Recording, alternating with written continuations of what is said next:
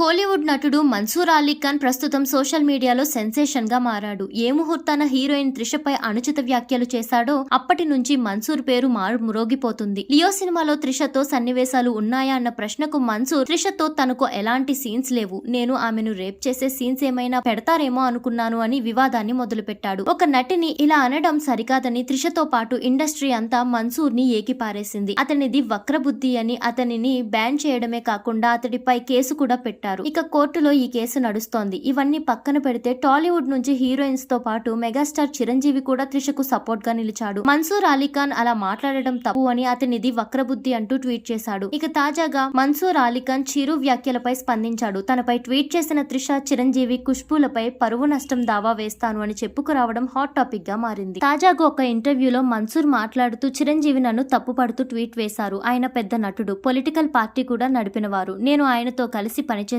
అలాంటి వ్యక్తి ట్వీట్ వేసే ముందు ఒక్కసారి నాకు కాల్ చేసి అడగాల్సింది. మన్సూర్ గారు, అసలు ఏం జరిగింది? ఇలా ట్వీట్ వేస్తున్నా నిజానిజాలు తెలుసుకుని వేయాల్సింది. నాది వక్రబుద్ధి అని ఆయన చెప్తున్నారు. మరి ఆయనది ఏంటి? రాజకీయాల పేరుతో ఎంతో మంది పార్టీల దగ్గర డబ్బు తీసుకుని ప్రజలకు ఏం చేయకుండా ఆయనే వాడుకున్నారు. అవన్నీ నేను అడగాల? అందుకే నేను వారి మీద పరువు నష్టం కేసు వేస్తున్నా. త్రిష 10 కోట్లు, ఖుష్బు 10 కోట్లు, చిరంజీవి 20 కోట్లు ఇవ్వాలి. వారు ఇచ్చిన డబ్బును నేను తమిళనాడులో మద్యం తాగి చనిపోయిన కుటుంబాలకు ఇస్తాను. ఇది దేవుడి మీద ఒట్టు. చిరంజీవి తప్పు చేశాడు. నన్ను అడగకుండా నిజానిజాలు తెలుసుకోకుండా ట్వీట్ ఎలా చేస్తారు అని ప్రశ్నించాడు. ప్రస్తుతం ఈ వ్యాఖ్య నెట్టింట వైరల్ గా మారాయి.